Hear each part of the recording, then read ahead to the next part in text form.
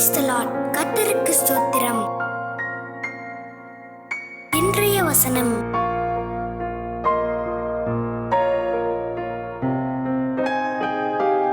மத்தேயு 22:34 முதல் 40 வசனங்கள். அவர் சதுசேயரை வாயடைத்தார் என்று பரிசேயர் கேள்விப்பட்டு அவரிடத்தில் கூடி வந்தார்கள். அவர்களில் நியாயசாஸ்திரி ஒருவன் அவரை சோதிக்கும்படி, போதகரே, நியாயப்பிரமாணத்திலே எந்த கற்பனை பிரதானமானது என்று கேட்டான்.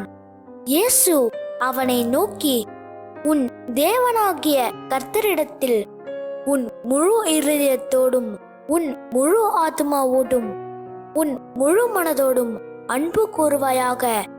இது முதலாம் பிரதான கற்பனை.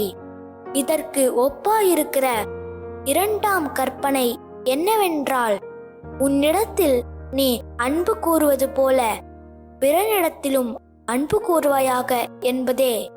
இவ்விரண்டு கற்பனைகளிலும் நியாயப்பிரமாணம் முழுமையும் தீர்க்க தரிசனங்களும் அடங்கி இருக்கிறது என்றார்.